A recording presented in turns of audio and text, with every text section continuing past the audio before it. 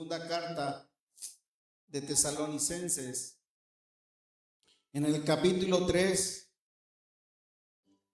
del versículo 1 al versículo 5 de la segunda carta de los Tesalonicenses.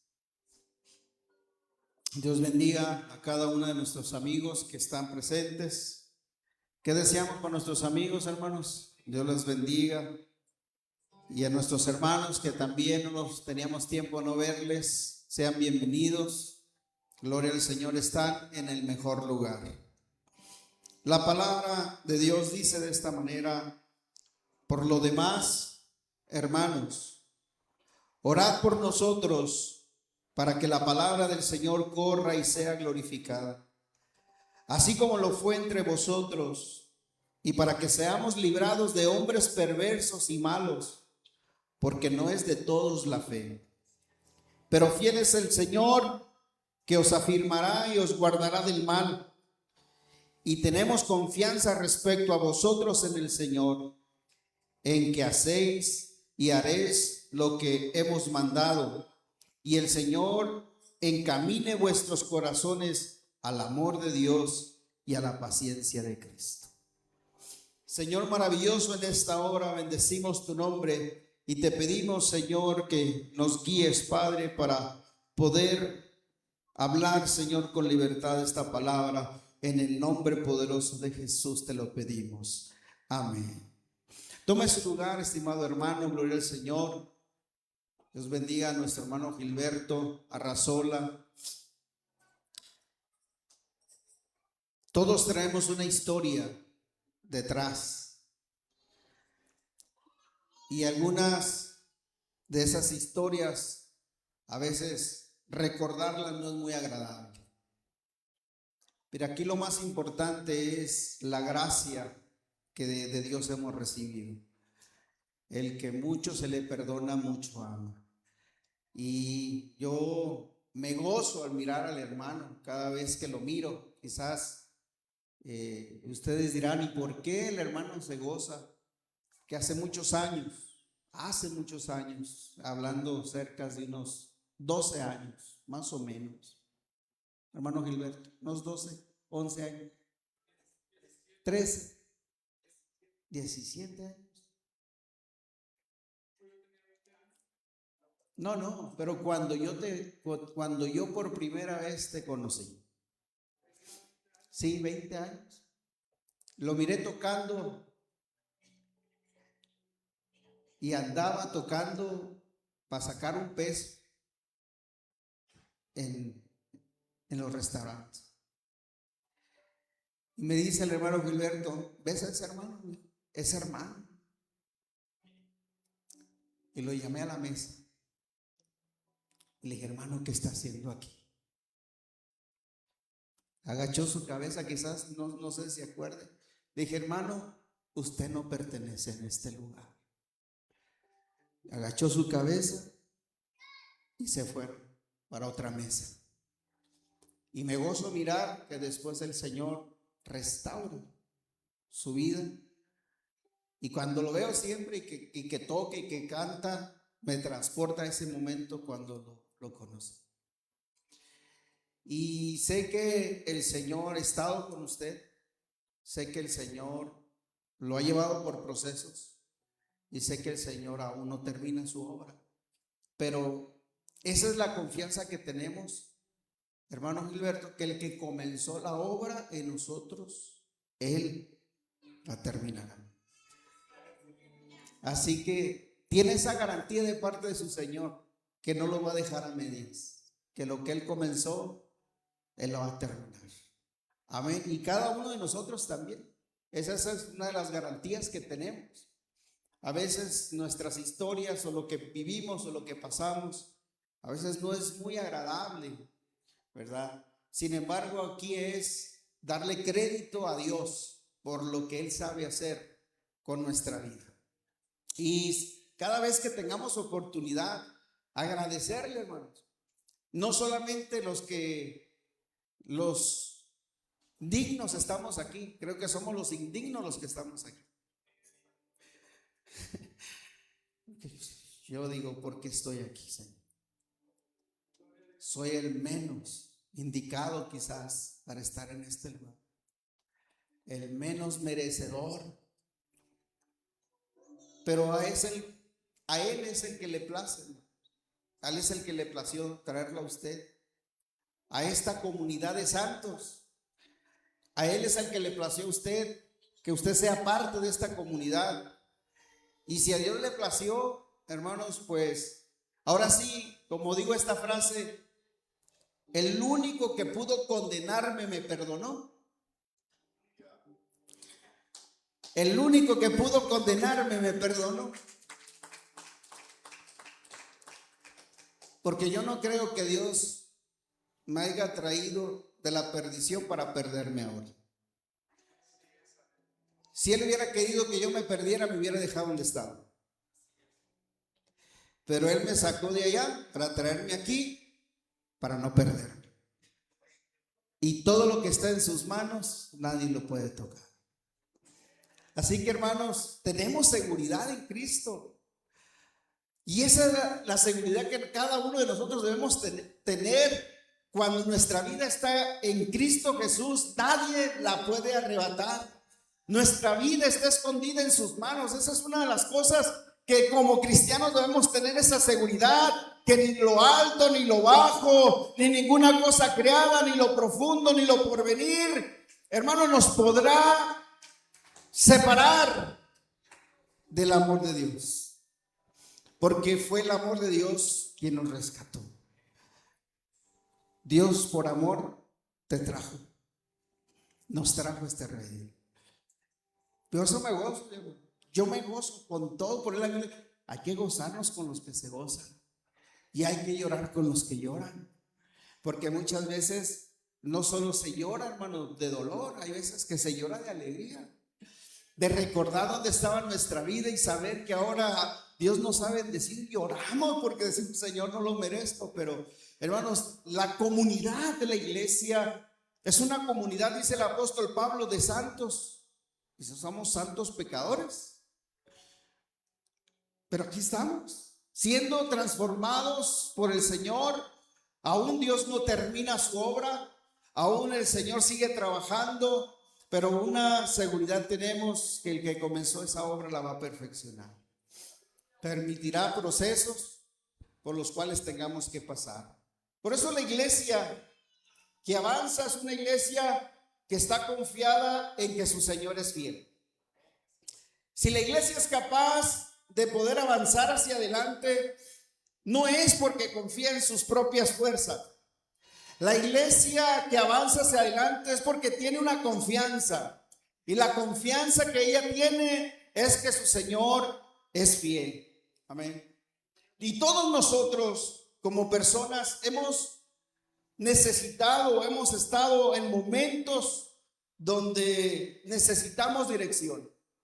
¿Cuántas veces le hemos dicho al Señor, ayúdame, Señor, dame claridad, dirige mis pasos, no sé qué hacer? Yo creo que más de alguna vez nos hemos encontrado en una posición donde le hemos pedido a Dios que nos dé dirección, que no sabemos hacia dónde ir. De la misma manera que un viajero necesita un mapa para llegar a su destino, o un barco necesita un timón para poder navegar sobre las aguas turbulentas, o un avión necesita un sistema de navegación para llegar con seguridad hacia el destino que quiere llegar. De la misma manera la iglesia y cada uno de nosotros necesitamos la dirección de Dios para poder cumplir con el propósito por el cual nos llamó. Dios nos llama con propósitos. Dios, cuando nos trae del mundo de las tinieblas hacia su luz admirable, hacia este lugar tan maravilloso que usted y yo hemos experimentado, la gracia, el perdón, el amor, la misericordia, cuántas cosas de Dios no hemos recibido. Todo, hermanos, todo lo que hemos recibido de Dios son riquezas eternas. Son riquezas maravillosas que Dios nos ha depositado sin costo alguno. Nos ha llenado de su amor, nos ha llenado de su paz. Hasta nosotros tenemos un saludo a la paz de Cristo. Entendemos que estamos dentro de esa paz que gobierna nuestros corazones, que sobrepasa todo entendimiento, pero que es capaz de que en un momento de frustración nos pueda guiar a un puerto seguro. La iglesia y cada uno de nosotros necesitamos entonces la dirección de Dios para cumplir y permanecer firmes en un mundo donde hay oposición.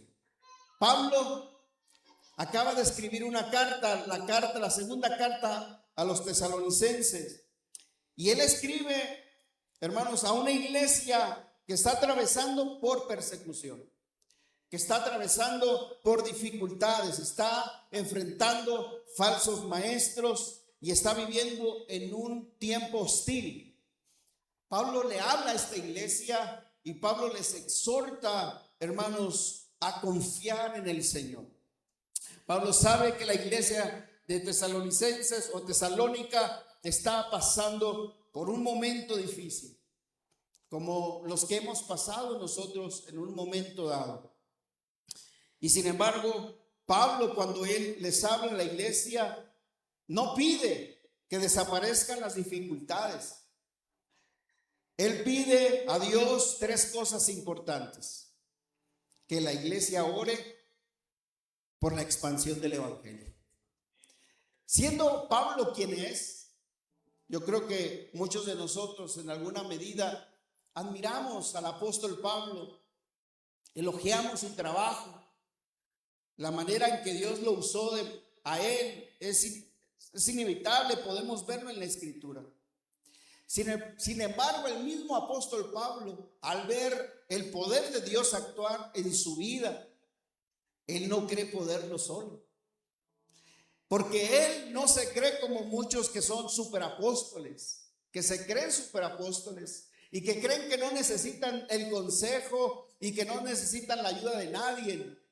Pablo, siendo apóstol, le dice a la iglesia y le pide: oren por nosotros. Fíjense bien, siendo quien es, Pablo sabe que necesita de la oración del pueblo de Dios. Y es que, hermanos, cada uno de nosotros no podemos avanzar solo. Necesitamos de la oración del pueblo de Dios. Amén. Pablo le dice: oren por nosotros para que la palabra de Dios sea difundida rápidamente y sea glorificada. Hay una misión que tenemos como iglesia: es llevar esa palabra que transforma vidas. El día de ayer, efectivamente, estábamos en la casa de nuestro hermano Natanael, y la vecina a la que él se refería nos acababa de echar la policía porque creía que estábamos haciendo un escándalo. Pero no era la primera vez que hacía esto la vecina. Tengo antecedentes de que ya más de alguna vez había hecho lo mismo. Estaba platicando con el hermano Natanael y le dije: le voy a dar una lección al hermano Natanael, yo sabiendo que el hermano Gilberto, tratándose de evangelizar, no le tiene a nada. Llegó el hermano y le dije: le tengo una encomienda, hermano. Me dijo: amén, pastor. ¿Usted se atrevería a ir a hablar con aquella mujer? No sabía lo que estaba pasando. ¿Usted se atrevería a ir a hablar con aquella mujer y hablarle de la palabra del Señor? Dijo: prepárenme un plato de comida y ahorita se la llevo. Y entonces él le agarró el plato y se fue. Y pues yo creo que dijo el hermano Luis: no lo voy a dejar solo. Y ahí va.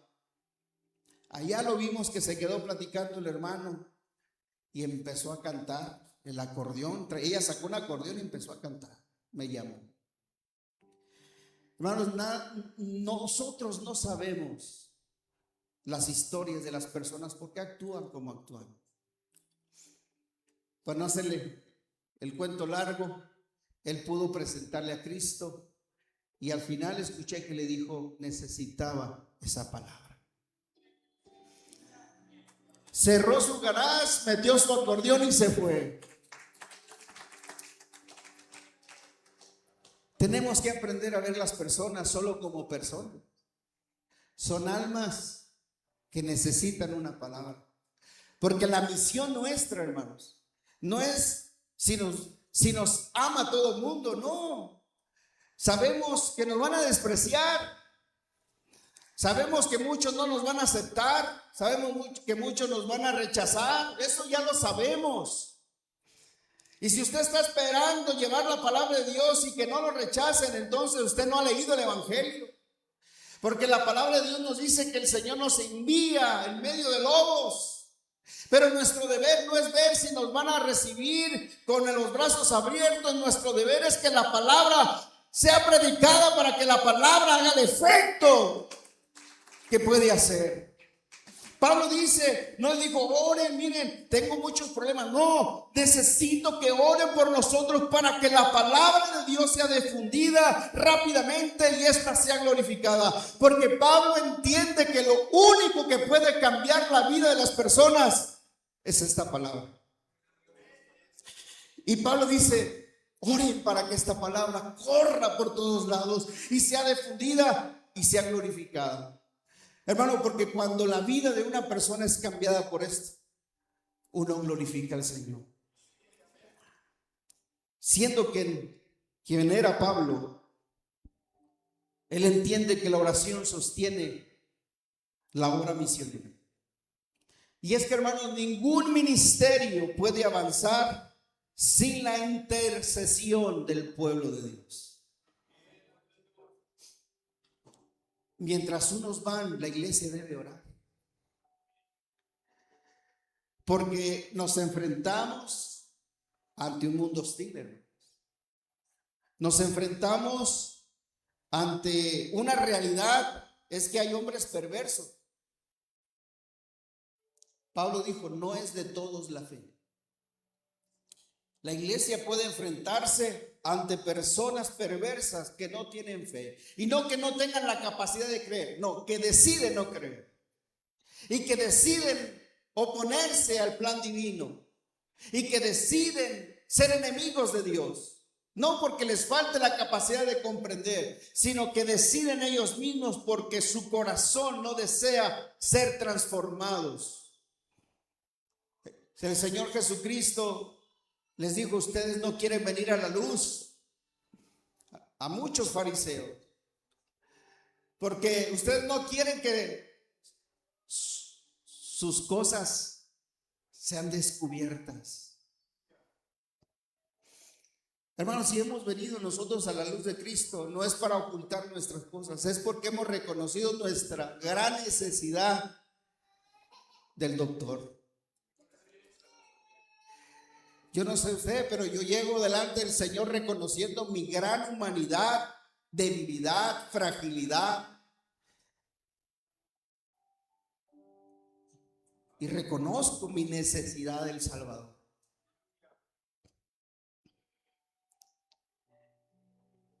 Esa es la realidad. Hombres perversos, porque no es de todos la fe. Pero aún así, tenemos que hablar del Señor.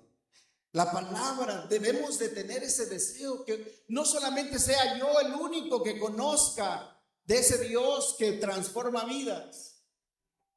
Usted debe de querer que otros también conozcan a su Señor. Usted también debe de querer que otros abracen a ese Señor que usted conoce. Que reciban el amor de ese Señor que lo ha amado a usted, que reciban su perdón, su gracia y su misericordia. Seríamos egoístas si solamente quisiera yo para mí lo que recibo. La Biblia nos dice que hay que dar de gracia lo que de gracia hemos recibido. Pero esta iglesia debe estar orando para que más personas reciban la palabra que cambia vidas. Y mientras la iglesia avanza, también la iglesia debe de estar segura que hay un Señor que es fiel. Que la fidelidad de Dios es quien sostiene a la iglesia. Porque Pablo dice, pero fiel es el Señor que los establecerá y los guardará del mal. Pablo le habla a la iglesia y le dice, sí, hay hombres perversos, hay hombres que no creen, hay hombres que no van a creer en el Señor, pero fiel es el Señor, que los va a establecer y que los va a guardar del mal.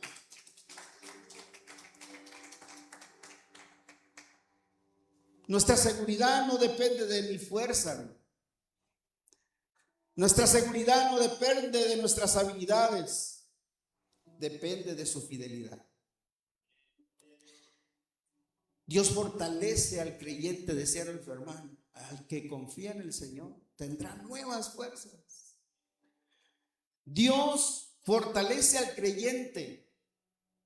Dios guarda a su pueblo del mal o del maligno.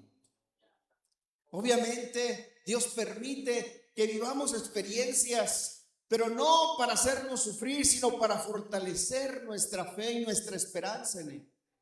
Nuestra confianza, la paciencia que se adquiere solo a través de los procesos. Es importante. Pablo confía en la obediencia de la iglesia. Pablo sabe que la comunidad de Tesalónica ha creído en el Señor. Y Pablo les dice, debemos entender que Dios es fiel. Si Él dijo en su palabra que estaría con vosotros, el Señor cumplirá su promesa para con su pueblo, para con los que creen en Él. Pero solamente una iglesia puede avanzar cuando cree en el Señor.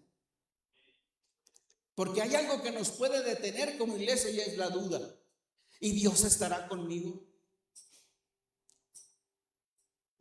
¿Se acuerdan cuando el pueblo de Israel, el Señor los sacó e iban por el desierto viendo los milagros que Dios hacía, el favor que Dios hacía a favor del pueblo?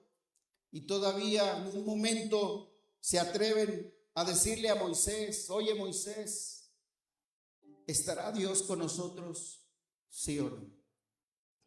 Habían visto el mar abrirse. Habían visto las aguas convertirse de amargas a aguas que se podían tomar. Habían visto muchas cosas que Dios había hecho delante de sus ojos. Pero aún se cuestionaban que si Dios estaba con ellos o no. Y hay algo que nos puede detener a nosotros como iglesia, hermanos, es dudar de tu Señor. Es verdad que puedes dudar de todo mundo, pero menos del Señor. Porque si el Señor no hubiese cumplido su promesa de que resucitaría el tercer día, entonces todo lo que dijo es mentira. Pero si realmente resucitó el tercer día, como Él lo dijo que sucedería, entonces quiere decir que todo lo que dijo es verdad. Y todo lo que dijo que va a pasar es verdad.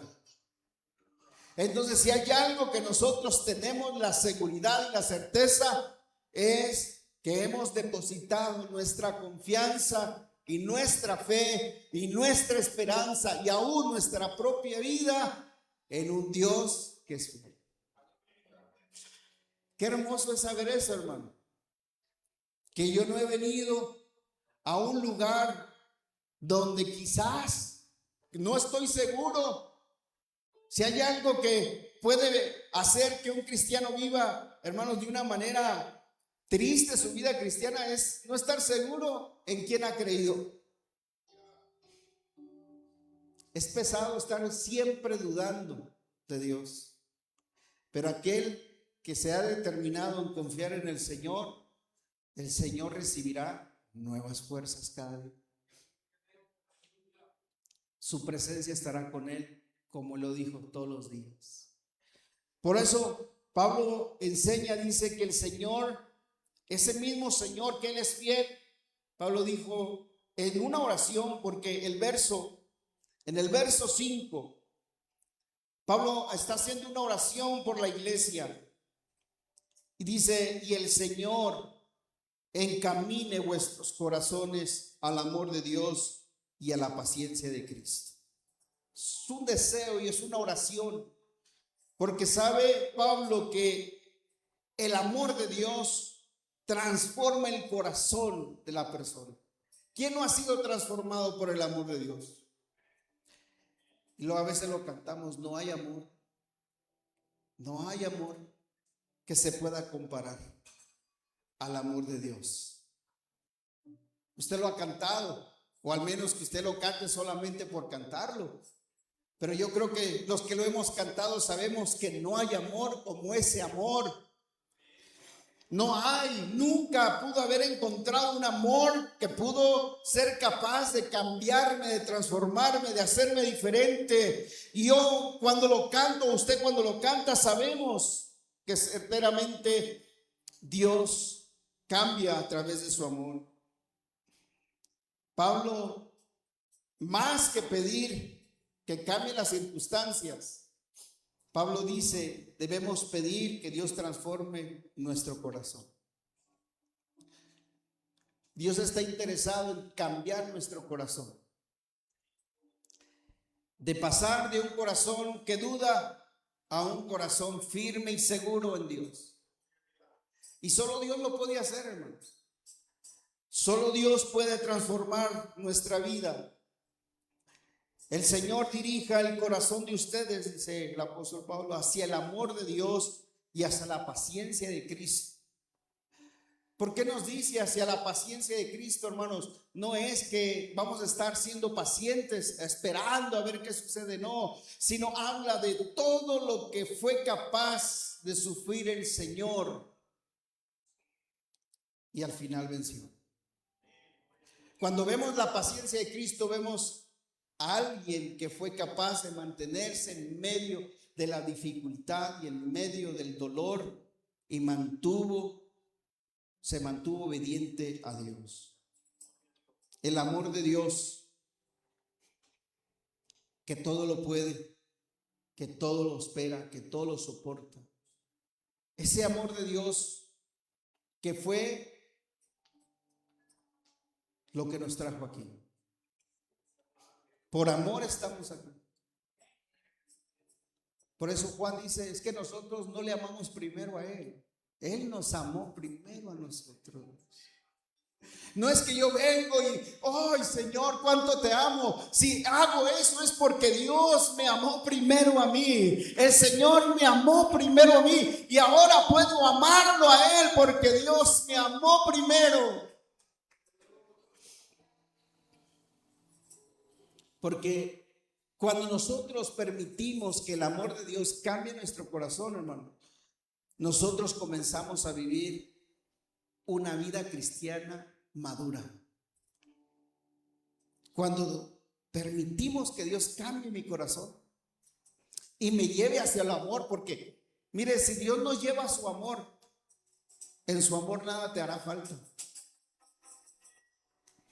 Porque a veces el hombre siente tantos vacíos porque le falta el amor de Dios. El hombre trata con muchas cosas y con muchos medios llenar su interior, los vacíos que solo Dios puede llenar. Y hay algo que el hombre, por más que haga, jamás podrá hacer, y es llenarlo de amor, el amor de Dios. Pero cuando alguien tiene el amor de Dios, ¿qué te hace falta? Si tienes el amor de Dios, ¿qué te hace falta? Nada. Porque el amor de Dios todo lo puede.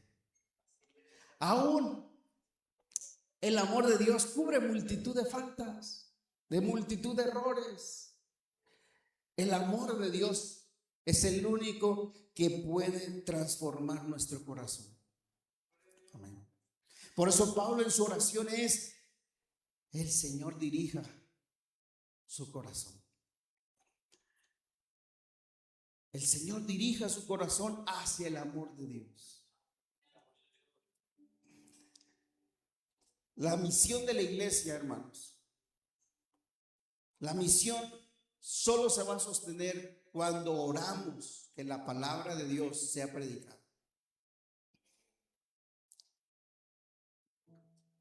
Hay veces que solo oramos por nosotros, pero a veces nos olvidamos que hay otras personas predicando la palabra, que se han dedicado a llevar el mensaje en otras comunidades, en otros lugares, bajo situaciones hostiles, difíciles, sufriendo persecución. Y a veces nosotros muy cómodos, solo orando por nosotros. Pero Pablo dice que la iglesia debe estar orando para que la palabra de Dios se extienda, para que el mundo sea lleno del conocimiento de la gloria del Señor por todo el mundo. Tenemos un deber, y es orar que la palabra de Dios se extienda por todo el mundo. Hermano, el cielo no es solo para ti y no es solo para mí. Si estamos aquí, Pedro lo dijo, si Dios nos trajo de las tinieblas a su luz admirable, es para anunciar. Es para anunciar las virtudes de aquel que te cambió, de aquel que te transformó, de aquel que te llama. Ese es nuestro deber, anunciar a ese Cristo, a ese Dios todopoderoso que transforma vidas. La iglesia permanece firme, que el Señor lo dijo en su palabra, y esto es algo que nos da seguridad, que las puertas del infierno no prevalecerán contra la iglesia. Pero asegúrate que estás dentro. Asegúrate que estás dentro. Porque la iglesia a la que el Señor Jesucristo ha llamado, a esa ni las puertas del infierno prevalecerán contra ella. Porque Dios es fiel para guardarlo de todo mal. Y asegúrate de que tu corazón sea transformado por el amor de Dios, sea cambiado por el amor de Dios, y ese amor de Dios te lleve a la perseverancia. Así como Cristo perseveró en medio de dificultades, así también nosotros seamos capaces de perseverar en un mundo hostil donde vivimos, donde estamos. Esto lo sabemos, que el mundo no va a mejorar, el mundo no cambiará, no va a ser mejor. Si usted está pensando en que va a vivir y va a disfrutar y va a construir un mundo mejor, no, el mundo mejor no se va a construir aquí. De hecho, el mundo ya está construido, el Señor ya lo tiene preparado para todo aquel que crea en Él. Así que, amada iglesia, tenemos un deber de orar por la misión que nos compete a nosotros, a ti y a mí. Confiar en la fidelidad de Dios, confiar en que el Señor va a dirigir nuestro corazón. Y cuando nosotros hagamos esto, confiando en que el Señor dirige nuestros pasos, seremos una iglesia que va perseverando hasta el fin. Amén. Porque la iglesia que persevera no es aquella que está ajena a su deber. Porque a veces escuchamos, la iglesia hay que perseverar hasta el fin. Sí, pero ¿cómo perseveramos? No es estando quietos, no es sin hacer nada, no es estando dentro del plan divino del Señor. Tú eres llamado para cumplir un propósito, el que Él determinó para tu vida.